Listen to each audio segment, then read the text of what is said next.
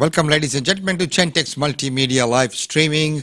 Streaming live to you from Brisbane. And today, on the 18th day of February, well, it's getting on very, very quickly. Well, breaking news today is all this news about Facebook. So what is actually happening with Facebook?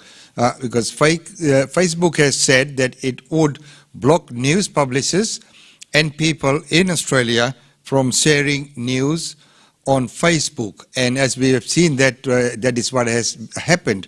So Facebook and Instagram, if the proposal to force the US tech giant to pay local media outlets for the content becomes law. So it has become law, and the Australian government said that it goes back to July, that it would require tech giants Facebook and Alphabet in Google to pay for news provided by media companies under a royalty-style system that is scheduled to become law this year. And the whole thing is all about that. This is not our choice. It is our last, but it is the only way to protect against an outcome that defies logic and will not help the long-term vibrancy of Australia's news and media sector, Facebook Australia Managing Director Easton said in a statement, which was published a few weeks back. So following an inquiry into the state of the media market and the power of US platforms, the Australian government late last year told Facebook and Google to negotiate a voluntary deal with the media companies to use their content. And after those negotiations failed, Australia's competition regulator drafted laws said that it would allow news businesses to negotiate for fair payment for the journalist work. Easton said the proposed legislation misunderstands the dynamic of the internet and will damage news organizations. Now, some of the news that has been coming out, Facebook is a business certainly acting within their rights and their shareholders' interest by wiping all news source links from their platform. However, from an ethical, moral, and social standpoint, what are they really saying? That this action is what is they saying, that would rather let journalism die than give up the profits they generate from advertising dollars off the back of the journalist labor that other companies pay for. So fair is fair. So you are within your rights, Mr. Zuckerberg. This is what Adam Scott is saying. But don't ever take the high moral ground again. So I said, you are good as a business person, but you are not taking the high moral ground. Our Lord Mayor says, Facebook has just become the world's biggest cyberbully, and its victim is the Australian public. This is an outrageous response from Facebook to a reasonable proposal from Australian government that seeks to protect the interest of all Aussies. So this is the big news that's making news right at point, and we know ABC, Financial Review, and BOM and others have had their posts all removed from the page. So we don't know what's going to happen there, but it is an interesting space. We will have to watch and see what's happening. Maybe there will be new regulations that come in, similar to what's in the broadcasting industry, where broadcasters or radio channels are allowed to use songs on a royalty basis, where you actually pay for that and you get a license. So maybe that's where we might be headed, as everyone's been sharing the information and using this platform. So this is a world first. None of the other countries have ever done this. Australia is the first to introduce this, and let's see what actually happens and what transpires out of this move. But right now, with the weather for today, because it's a bit rainy. So let's take a very quick look at what the forecast is for us. With that, let's welcome Dilraj. Good morning everyone.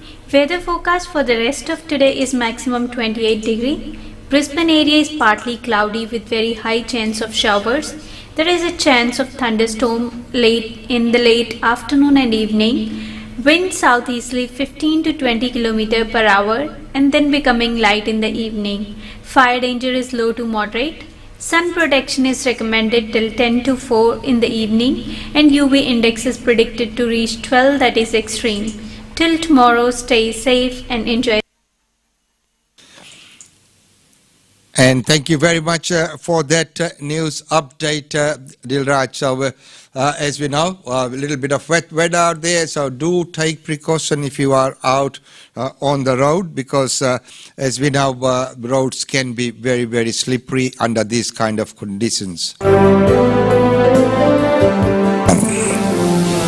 Hi everyone, this is Tanvi Goel, PR of GoPio Queensland. And I'm Umesh Chandra. GoPio Queensland invites you to India Day Fair fundraising gala dinner. Get ready for a fun-filled evening of mesmerizing music with delicious food. Raffles, auctions and some special surprises. And you can dress in your Indian attire or come with your formal attire. And tickets are limited, so please book immediately to prevent any disappointment. And you can book via Eventbrite, and the link is www.eventbrite.com.au/India Day Fair fundraising. Thank you to all our sponsors. Our platinum sponsors are Springfield City Group and New Style Developments. And our gold sponsors are Dream Style Decorators and Bipel. And silver sponsors are Rise, Sleep Health and Professionals and Gora Travel. And very special thanks to Brisbane City Council, MP Peter Russo, ECCQ, and MP Miss Leanne Leonard. And also our exclusive media partners, Brisbane Indian Times and Australian Indian Radio. And for a fun-filled night, raising much-needed funds for GoPio's India Day Fair. See you all there. Thank you. Yes, and that big day is tomorrow. Tomorrow is when GoPio Queensland's India Day fundraise is happening. If you haven't booked your tickets yet, please go online and book them because we have limited number of tickets still left.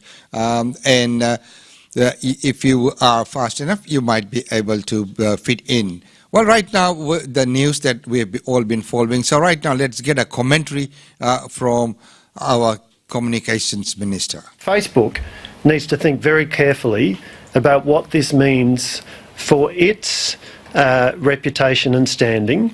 They're effectively saying on our platform there will not be any information from organisations which employ paid journalists, which have fact-checking processes, which have editorial policies.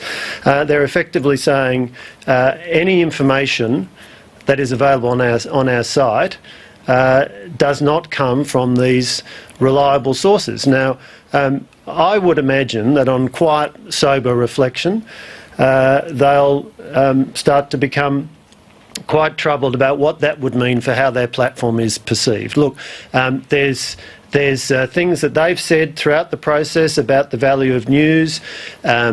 I think objective observers would be rather sceptical of some of their claims. Fundamentally, this is about a competition policy issue, particularly in the digital advertising market, and our competition regulator has advised that we take this action. It's also about a media policy issue, about having a diverse, well-resourced media sector in Australia. That's an important part of our democratic process. May not seem so important perhaps in Silicon Valley, but it's very important to the Australian government and the Australian people. That's why we've gone through this careful, measured 3-year process now, based upon first of all, the ACCC's very extensive inquiry, the Digital Platforms Inquiry. That's why we are where we are with the code. We'll continue to legislate it.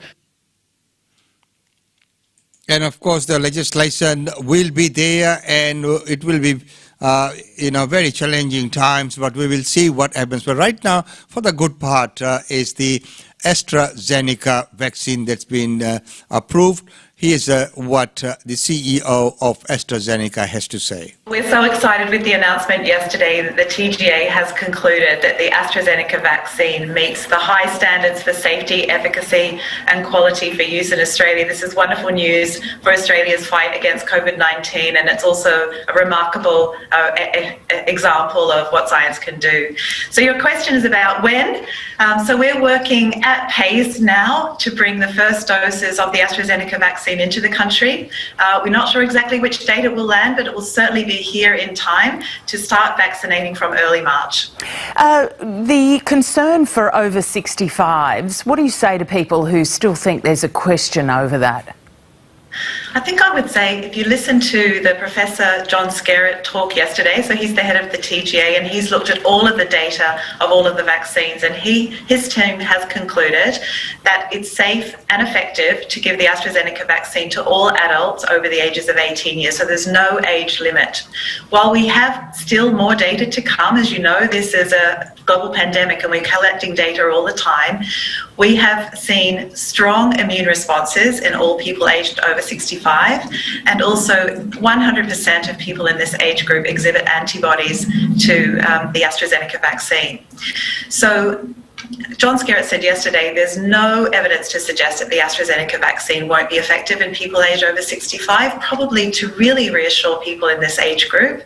Tens of millions of doses of the AstraZeneca vaccine have been given to people around the world, and many of those have been in age 65. In fact, John Skerritt hinted yesterday that they've seen some of the real-world evidence from the rollout in the UK, and that it's looking very promising for all age groups. How damaging has the misinformation been that's gone on social media and still today is out there? No, I agree with you. It's been a bit of a roller coaster ride for this data, but we're actually very proud that we've committed to full transparency together with Oxford University to release the data as it emerges. We believe that it's really important to educate people on the scientific rigour and safety processes around the development of the vaccine. We know that the science can be quite complex and extremely fast moving, but to conclude, what we know today is that the AstraZeneca vaccine is 82% effective at preventing symptomatic COVID-19, and that's when it's given at a dosage interval of 12 weeks apart, and also reassuringly 100% effective at preventing severe disease, hospitalisations and death, and is also safe to use in all age groups above 18. Now, the gap between the first vaccine and the second has been extended to 12 weeks. What kind of protection will people get after that first injection? That's an excellent question. So the recommendation by the TGA is to give the AstraZeneca vaccine at a dosage interval of 12 weeks. We know that provides the best vaccine efficacy, but important to reassure people that after 3 weeks after the first dose, so that's when the immune response kicks in, after 3 weeks there is 100% protection at that time against severe disease, hospitalisations and death, and that protection lasts until the second dose is given 12 weeks later. So the gap of 12 weeks in between the two doses, and it is very important that once the rollout is started, that is followed and adhered to. Well, right now, after the vaccine, people have all been talking about quarantine facilities. Well, how long is this COVID going to last? Or building up these centers, is it preparing for something that might happen in the future? Let's take a look at that report. Okay, so what we have over here is a location where we'll put the quarantine facility, and we can put in probably 300, 400 cabins. On the outskirts of Geelong, trucking magnate Lindsay Fox wants to create a purpose-built quarantine facility at his Avalon airport. Justin Giddings is the CEO. The passengers simply had to walk from there, be processed, and walk straight over here to where their new quarantine facility will be. The project is still in the planning stage, but Lynn Fox and Avalon Airport believe construction could be completed within months. So we were first approached to help bring back international students, but it was only recently, just over the last few weeks, where we really thought that this could be a viable alternative for bringing, firstly, stranded Australians who are overseas. We are going to get on and build a facility. It's just a matter of exactly how big it is. Victorian Premier Daniel Andrews announced on Tuesday it was all but certain hotel quarantine would be packing up and leaving the city. It would be a cabin-style, village-style environment where there would be fresh air, where there would be not zero risk, but lower risk. Melbourne Airport is another site under consideration. In a statement, the airport said significant work would need to be undertaken to determine if a facility to the government's standards could be built there.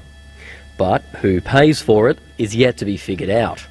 You've got potential contributions from the private operator, you've got potential contributions from the Victorian Government on behalf of taxpayers, and there might even be a contribution from the Commonwealth Government, who have responsibility for these matters after all. Outbreaks from hotel quarantine are the biggest failing in our COVID response route now, and it's a failing for which the Commonwealth, the Prime Minister, is constitutionally responsible.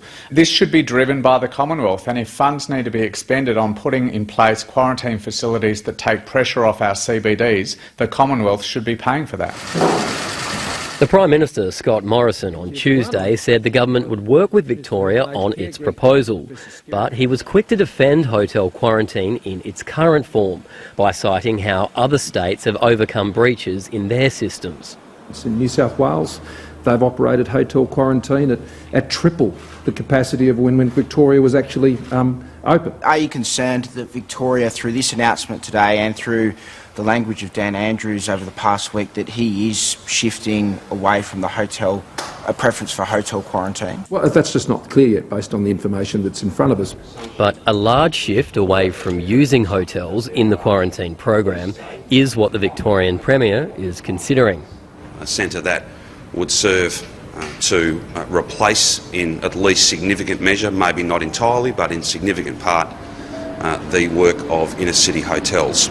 But I think we do have to have a proper conversation at a national cabinet level.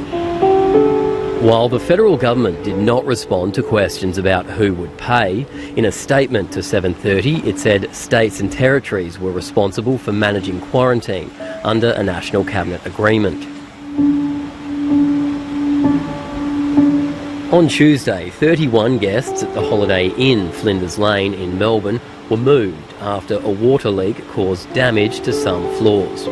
It's one of the hot hotels where confirmed COVID cases are housed. The Holiday Inn is the same hotel chain involved in the recent cluster of 19 cases linked to its Melbourne Airport hotel. Well, we just don't know what's going to happen with these new strains of COVID, so we're going to need a number of these for quite some time. Toowoomba Wellcamp Airport in southern Queensland is the proposed site for another purpose-built quarantine facility. Businessman and airport owner John Wagner wants to build a 1,000-room facility that guests can get to within 4 minutes of disembarking from their flight.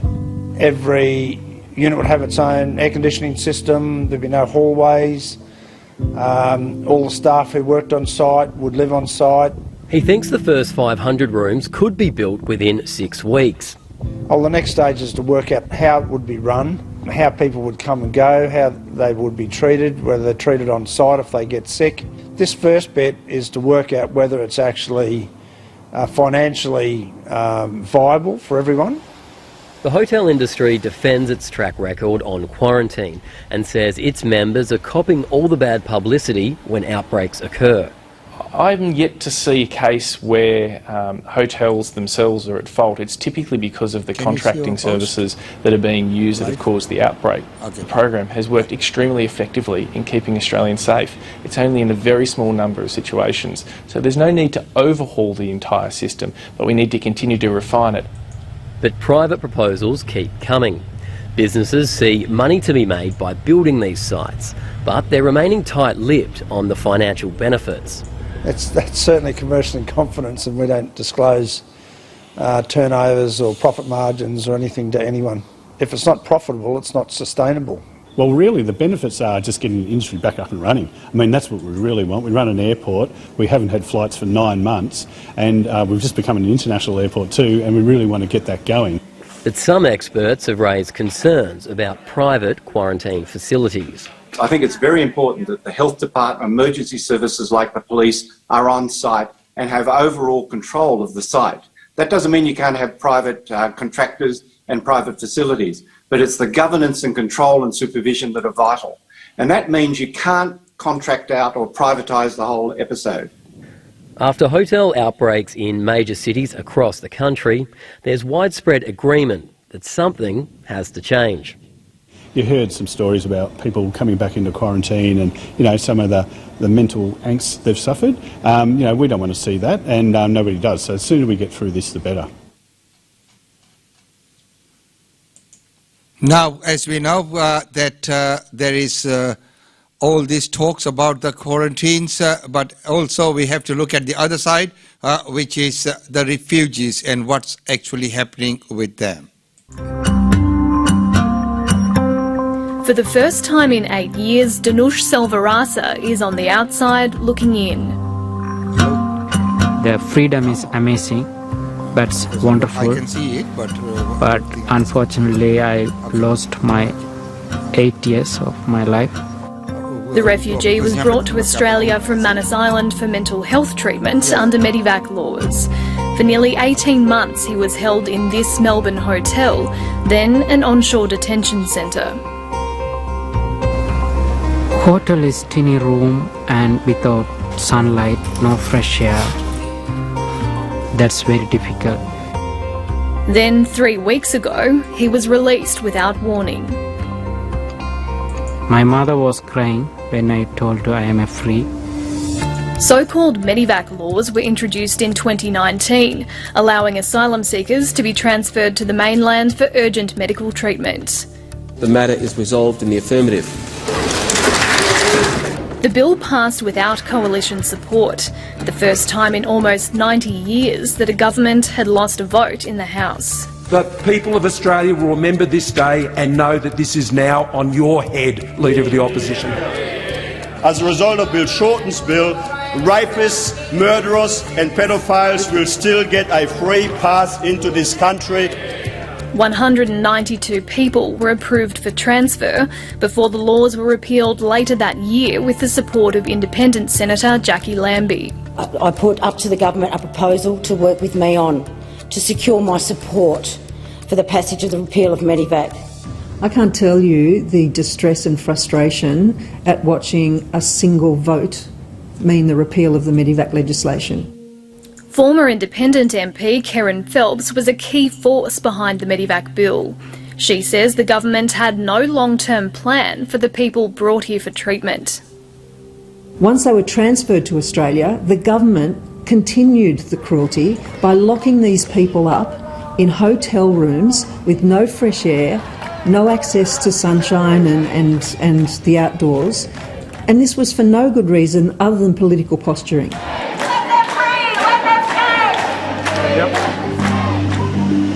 The government began releasing some groups from onshore detention in December.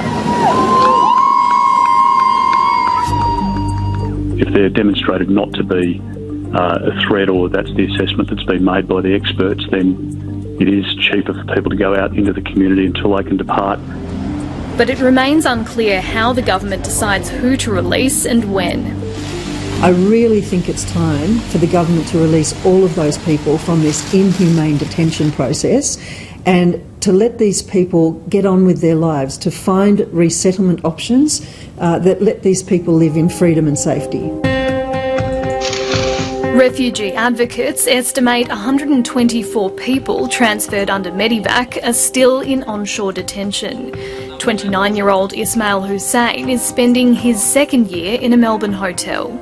We were around 60 and only 14 were left behind and the majority were released. So which makes us, the rest of us, very devastated and despaired, and we don't know the reason. No one is answering to us. Ismail was brought to Australia after he developed diabetes, high blood pressure, anxiety and PTSD during his 6 years on Manus Island. 2 months ago, he reached breaking point. At that time, I was really so depressed, and I couldn't see any hope, and there was a lot of pressure that I was feeling, and then I thought the only thing to end this pain is by taking my life. We just want to live like any other normal person. We want to move on with our lives and rebuild our lives. The damage has already been done, but we just want to overcome this. Please let us free. Give us our freedom back. Sydney lawyers Daniel Taylor and Nolene Balasantharan Harendran are pushing for the release of those who remain in detention. They say most of their clients aren't receiving medical care and have requested to return to Papua New Guinea or Nauru. So our argument is that they're not being detained for the purpose of removal. Therefore, the government has failed in its obligation, legal obligation to remove them, and therefore the court should intervene in opening the doors. A Home Affairs spokesperson told 7:30 that medical services are provided to detainees and anyone in detention accommodation can refuse care. They said people are assessed on a case-by-case basis and bridging visas are a temporary measure as the recipient finalises their plans to leave the country. Danush is on a 6-month bridging visa and is trying to figure out his next steps, but his thoughts are with those who are still detained. They too must be released like me. It's most important. So that's that report, and of course there's always the two sides of the coin. One is, of course, the humanitarian rights, the human rights. The other thing is the rights and the laws of the land as well. So there's a bit of a balancing act there as well. Hey, by the way, if you are watching, please do send us some message, because we're getting some mixed reviews about the channels where people can watch it, where they can't. This might have something to do with the new, news sharing laws. So just like to get a heads up to say if you are able to watch our stream. GlobeNet Realty. GlobeNet Realty has been the longest established, trusted and respected agency in its trade area. Washa Chandra, Director of GlobeNet Realty, provides honest and ethical service to her customers. If you are thinking of investing in Brisbane real estate market, or if you are seeking professional property management, then you should contact Usha Chandra today on landline 3865 4466 or mobile 0419 775 416. And for further updates, log on to our website www.globenetralty.com.au. GlobeNet Realty is your own local real estate agency. Situated at Shop 52281 Sandgate Road, Boondall. GlobeNet Realty. Real estate is our world.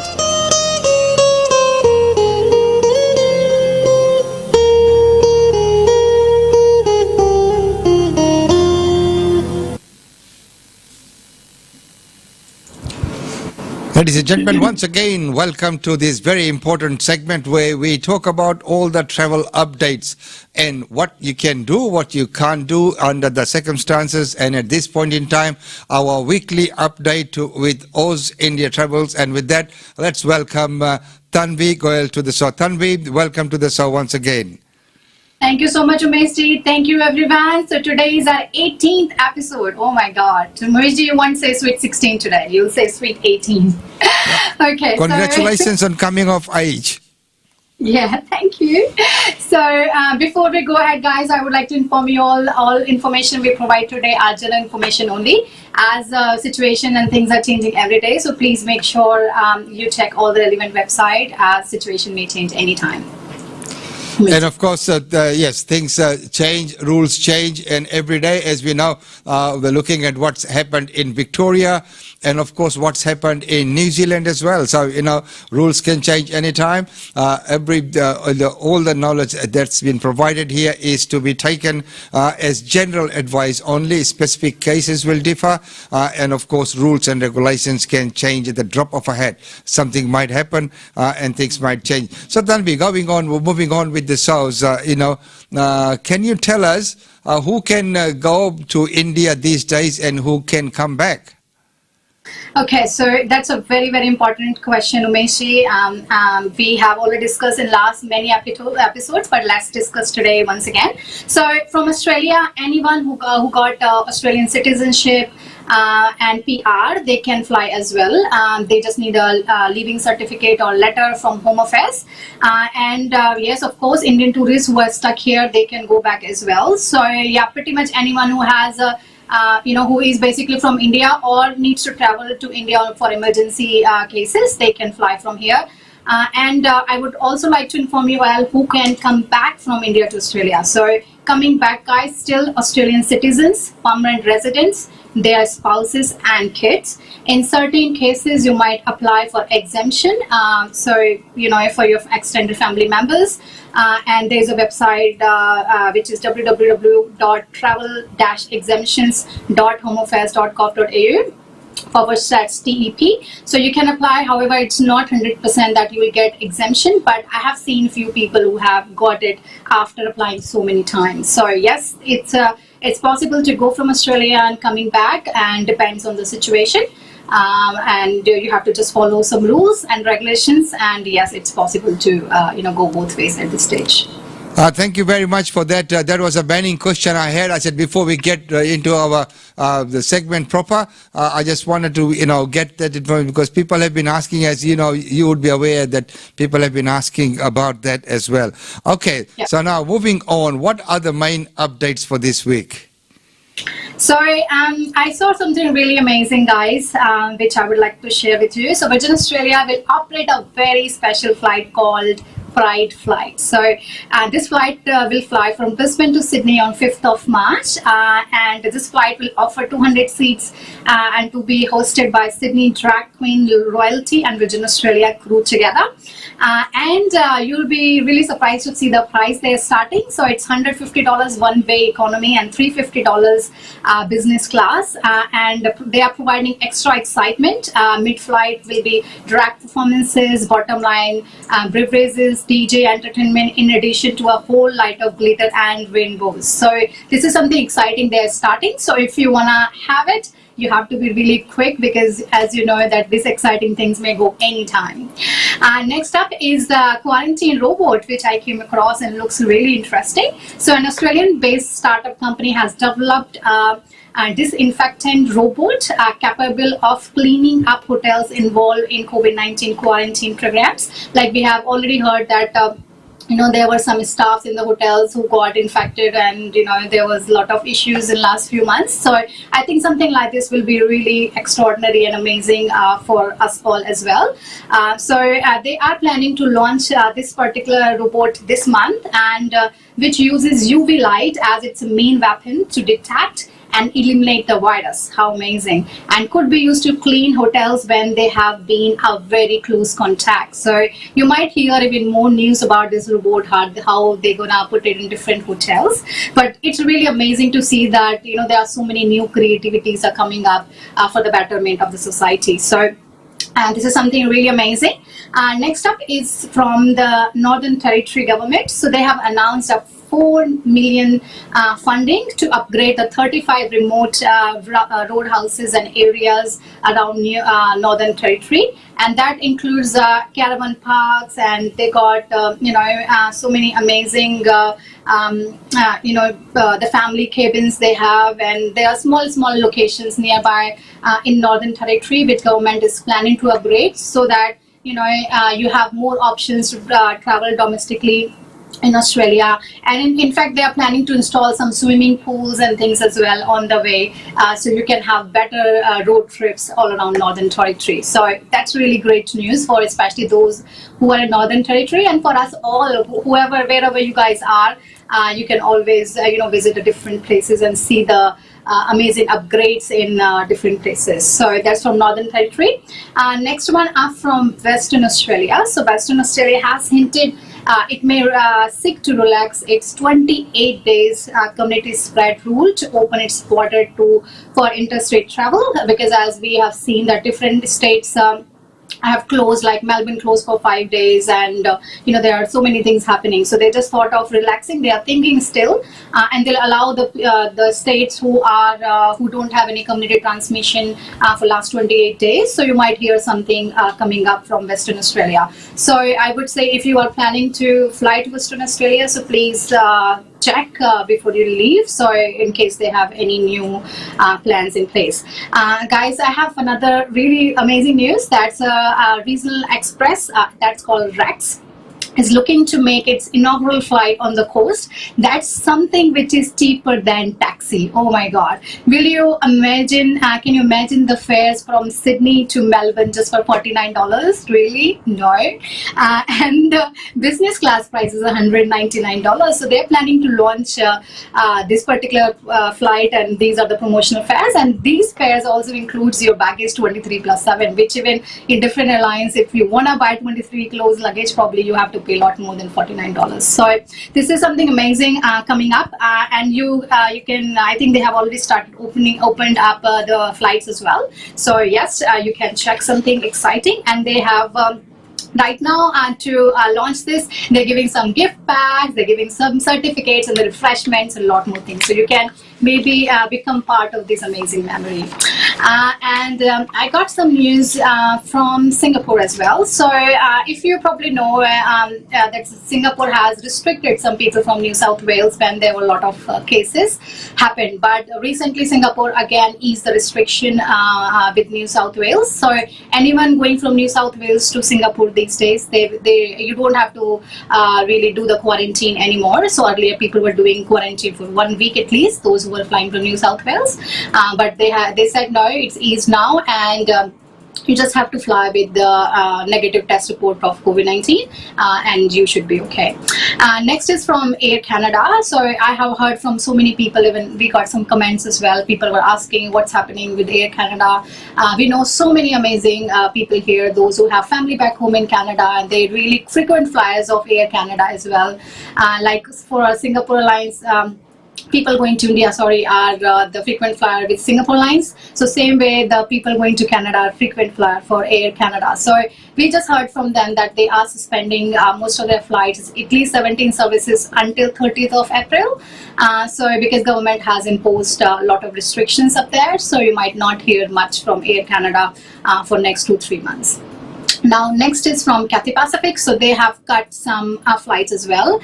What they have done is they have made it mandatory that all their crews and cabins and pilots, they all have to do a quarantine for 14 days. So that means if they go there, then they can't come back the same flight. So because of that, they have to cancel a lot of flights, and at this stage there are some flights and flights available between 28th of February, except some flights to Sydney, and they are still operating different countries, but just trying to make the roster for all the crews and see how they go. But at this stage you might see there are very less flights from Cathay Pacific at this stage. So these are the main updates for this week, and yeah, if you have any questions or if you had heard any news which we have not shared, please let us know as well. We would definitely love to include in our next episode next week. And rightfully said that, if we haven't covered anything, we'd love to hear from you, and definitely we'll try and get back to you with the answers. So it is wonderful to see that there's many things happening. Everything's going these days, as robots. So things are. So as the saying goes, that necessity is the mother of invention. So we are so adaptable creatures. Whenever things change, we invent something. So which is quite good. Now, if you look at the vaccine, the rollout of the vaccine, I've just attended a media briefing on that as well. So the official release will come out to all the channels, and one of the things they might be that might be introducing is like a small vaccine passport. So a certificate to say that you have been vaccinated, and then you can start traveling. Well, right now, talking about traveling, so what are our flight options from Brisbane at this point in time?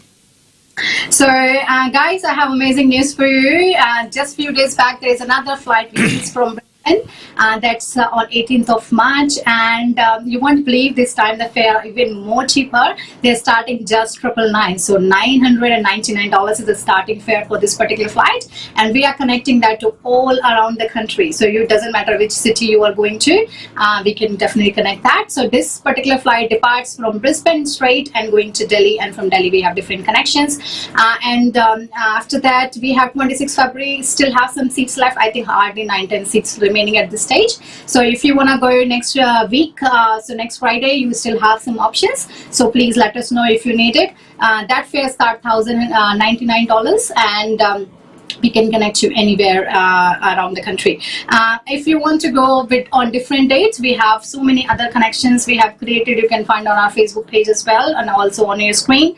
Next up is 20th February, then 4th of March, 11th of March, 13th of March, 25th of March. So there are quite a few or more connections we have created from Brisbane if you want to fly on different dates. And also you can take Emirates flights. Emirates flights are quite widely available even after March as well for throughout the year, and their fares starting around $1,100. Though I still want to recommend you all, I probably will tell you, based on my experience, I would say taking the longer flight options with Emirates are better than taking the shorter ones, because sometimes shorter one just gets cancelled.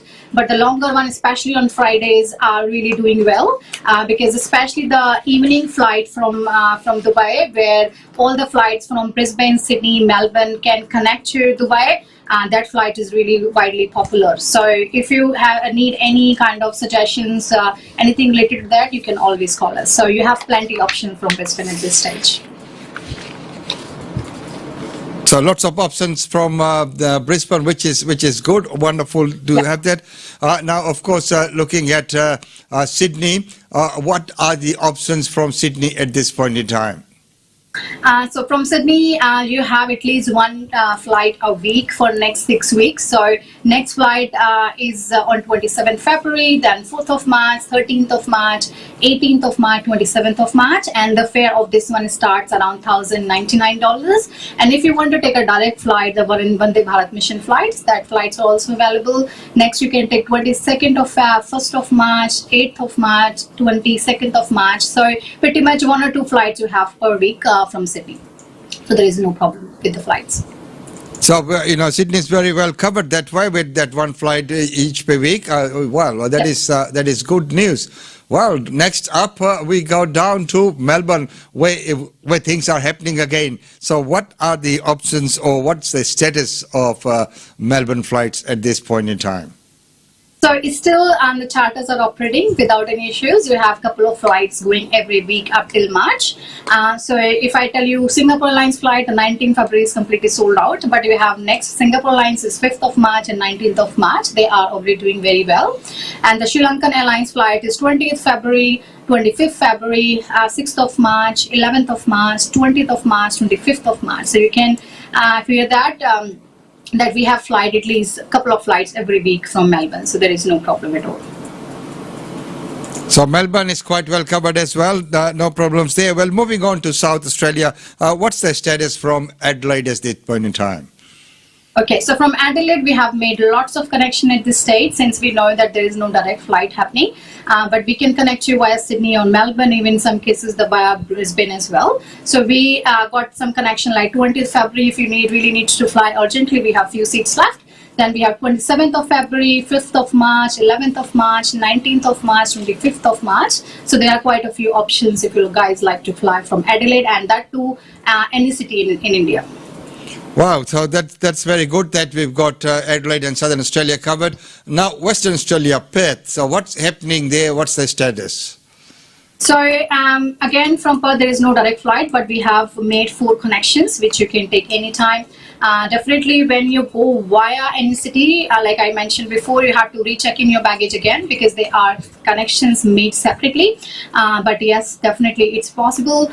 So 25th of February is the next option we have, where we can give you Perth to Bangalore as well, just with the 2 connections. Or if you want to go to Delhi or different cities, you can. So 25th February, 4th of March, 11th of March, and 25th of March. So we have 4 flights up in next 4 to 6 weeks from Perth. That's great news there for Western Australia as well. So overall, when you look at all the scheme of things, so there's flights happening and under this restrictions as well, and people are doing all the best. And thanks to you and many other people who are working behind the scenes to make all this happen for people who really need to travel at this point in time. So talking about traveling, I know I touched a little bit on that because I had that burning question about who can actually go to India or vice versa. So any update for the travel from India to Australia? Mejji, I'm happy in this time again, because last week the charter seems 3 charters got the permission to come back from India to Australia, guys. That's really amazing news. Though the fares are really expensive, so we were just trying to book the flight for 17th of February, which just departed yesterday, so the fares are really expensive. So the business class is more than $7,000 and economy is $4,800 onwards, but at least you have options. And the next one, they have flight on 23rd of February, and the booking gonna start any moment in case you want it. And that flight will be Delhi to Sydney. And there is one more charter coming on 1st of March. That's Mumbai to Sydney, and their fare is going to be around the same as well. And the booking seems gonna start maybe on 23rd of February, 24th of February for that particular one. And also, like I mentioned last week as well, that Air India also got flights for next 6 weeks. So they are coming pretty much every Sundays for next 6 weeks. So please keep looking Air India's website. And don't forget, you have to register with the DFAT, Department of Foreign Affairs and Trade. They are keep giving you all the updates about the charter, upcoming charter flights, and also when is the Air India or Qantas flights coming. And also they are shortlisting people and contacting everyone. So you can keep check that. There is one question, guys, which I want to just touch here, that many people ask that if we know that on what basis DFAT is selecting people. We are not 100% sure, but based on the discussion we had from some passengers who recently came, they gave us some categories where they are falling, which might give you a bit of idea that how they are selecting. So first one we got is the standard unaccompanied minors, if there is any in India. If there is someone's partner with a minor away from another partner. Third is the age criteria. If you are too old, they might select you. And then if you have any health issues which cannot be done in foreign country. Fifth one is unstable accommodation, if you don't have any place to stay, or if you don't have any family in India. So these are the main 6 criteria which many of our passengers told us that they were following and prioritized. So that might help you. There are some email IDs as well, which I would just like to read out here. That might help you. If you want to email it to them, that is AHC, so Alpha Hotel Charlie .newdelhi@dfat.gov.au. That is a website, email ID where you can write to DFAT as well in case you're not, you can't hear anything, and if you need to contact to them. And also they have for updates another email ID, that's smarttraveler@dfat.gov.au. So all these flights from India are currently offered to the passengers registered with DFAT. So don't forget, you have to register with DFAT, and they are keep giving you all the updates, and just try to book it. I think I have heard so many people who got successful booking all these flights. So at least I think it's a bit of ease or a bit of peace that you guys have options, and hopefully there are a lot more charters coming and more affordable charters, basically I would say, are in plan to come in next few weeks and next few months at this stage, Umeshi. And once again, that is good news that those flights will be coming. And those numbers and that web addresses are there, so please register. And those email addresses that the Smart Traveller one is, in fact, at DFAT, you always check that. Even in normal circumstances, in normal times, they always recommend, if you're going overseas, always it takes you a little while just to jump on there. That Smart Traveller site is very good. You find out about what's happening. So if people are traveling at this point in time, what are the tips that you might have for them at this point in time? So guys, my very first tip would be please check your state rules in India and Australia both. Especially I just heard from some passenger who were planning to fly with Emirates, and they were told if they go to Mumbai airport they have to do the 7 days hotel quarantine because they are coming through UAE, through the Dubai. So far I just heard for Mumbai airport, but they might change the circumstances. It may come to a different states as well. So please keep checking all your state rules in India as well, wherever you're going, whether they have any updated rules and whether you can still fly with Emirates or you should prefer to fly with charter, because you might end up getting surprised once you land there. Even though you take a 72 hours before departure, if you take a COVID test as well, still you might have to do a quarantine if you go with Emirates and go to certain states. And same thing in Australia as well. Whenever you travel, just few days before, always check the state website or the airport's website to see whether you need any travel pass. Let's say for Melbourne, since they still need it, so please check that. And next one, which I always tell you, is about the forms, because some people still think that they don't have to fill any forms or anything. Yes, you have to fill the form. So self-reporting form, an exemption form needs to be filled before you fly to India. And in case they reject you when you apply, you can always keep applying again. Next thing is you have to do COVID test 72 hours before your international flight, just to refresh you once again. And you can do it to any of the centers around you, and please call them before you go, because some centers have started charging and seems there are still some centers who are not. So please plan well before you go there. Just go to your nearest place, and like Umesh, you also mentioned before that there are some centers you just walk and you just drive through and you can get your COVID test done. So there are quite a few places where you can do your COVID test. And also, if you're taking a domestic flight, please don't forget to back check in before you leave. And sometimes they change the time and they cancel as well, so you have to double make sure that it's always done. And also, once again, when I tell you about India flights, I'm quite happy that there are many flights coming, but don't forget to keep checking your emails and phone numbers and be in contact with DFAT and tell them that yes, you are here in India and you have to come back. So these are the main updates, and don't forget to visit our last 17 episodes. There are heaps of information which we have shared. If you like this episode as well, please share with your family and friends, and you can leave us any questions you may have, and we are there for you. Umesh. And thank you very much for sharing that information about the testing. That is very, very important. And of course, as I was talking to you before, we did get our test done as well. And I would highly recommend this place in Bowen Hills, Campbell, off little street of Campbell Street, Sullivan Nicollards.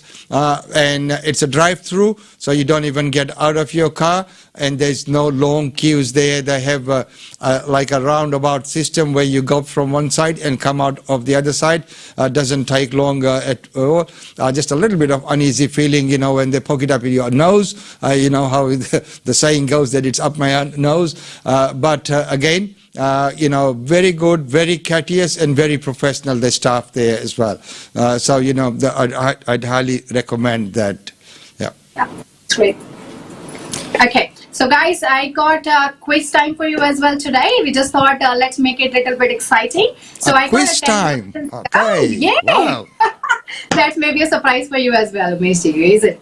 Okay, so guys, I might just read these 10 questions. You might see on your screen as well. And don't forget to tell us the right answers. I think there are some questions which are really very, very simple as well. But maybe let me just quickly read out for you. Just leave us all the answers and we'll see who is the winner in the next episode. The first question is, Malabar is a suburb in Sydney, but it is also a coastal region in which country? So Malabar is a suburb in Sydney, but is also a coastal region in what country? That's your first question. Then next is, what 5 cities most prominently lay claim to the title the Paris of the South? Next is number 3 is, Rome is the capital of Italy, as well as what region within the country? Melindo Air is an airline from which country? That's number 4. Number 5 is, Kakadu National Park contains ranger mine which carries with what metal?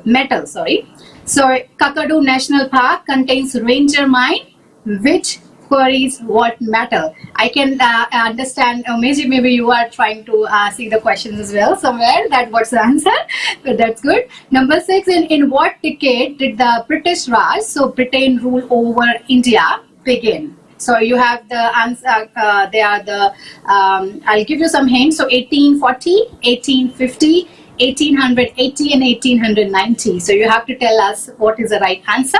Next one is very easy, number 7. What is the capital of Sri Lanka? So you guys are flying with Sri Lankan Airlines a lot, so maybe you know it already. So that's number 7. Number 8 is how many of the world's 10 tallest mountains are located in Nepal? So how many of the world's 10 tallest mountains are located in Nepal? So that you have to tell us. Number 9 is Union Square Park can be found in which city? Number 10, the last one is Chengdu in China is most closely associated with what animal? So these are the 10 questions which you can see on your screen as well, and you have to tell us the right answers for all these questions. And we would really wait whole week to hear from you guys and see. Don't check Google much, guys. Google can give you all the answers. You have to use your own brain and tell us, what are the right answers. So we'll definitely look forward to hear from you all. And once again, just let us know if you have any questions. And I'm very happy to say that doesn't matter what guys you have booked with us or not, you can always contact us on our hotline, through website, or our Facebook page as well. We are there to guide you, to go through all the process with you. And don't forget to share this video if you liked it. Thank you to Umesh ji and Australian Indian Radio, Brisbane Indian Times for giving us this opportunity that we can share with you all the information we have. In fact, it gives me opportunity as well to go through all the updates throughout the week, which is great. And you can see our reviews as well. There are so many reviews we got on our page that from different travelers. And happy journey to everyone who are flying next week as well in advance. And yes, so really amazing to be with you all again today. So thank you very much. Now, and thank you. And as you mentioned about the quiz that don't look at Google, from what is happening with Google right at this point in time, they might stop their search facilities as well. They're threatening to pull out. So that was on the news today as well. So people will have to start going back to the stage when they used to use their own brain. Oh, wow. Rather than Google.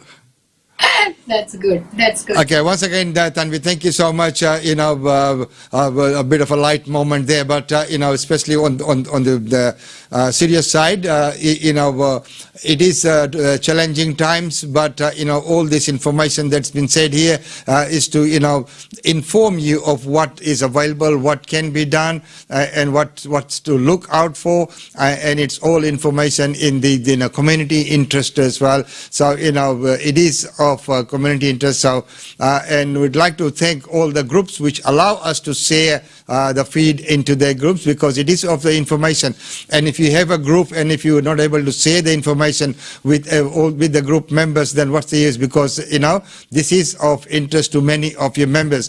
Of course, if we share it in a group, whoever doesn't want to watch it doesn't have to watch it. Simple as that. But it might be important to others. So if you don't allow that, that means you're depriving your members of the information, the community information that's available out there, and that we try to put together. And once again, Tanvi, thank you so much for everything that you're doing, also providing that service and your willingness to answer questions for anyone, whether they have booked through you or not. So that is once again a great service. So once again, thank you so much for this 18th episode. Thank you so much, Umesh. Thank you, everyone. Thank you. Jai Hind. Jai Hind. So, ladies and gentlemen, there you go. Another episode of the travel updates with Tanvi Goel. Hey, I'm getting some kind of mixed news as well. So, some of our channels might be blocked with the new laws that have come in. If you have been affected, please do let us know, and we'll see what we can do about that. Well, right now, at this point in time, let's take a very quick look at all the functions and events that are taking place in Brisbane.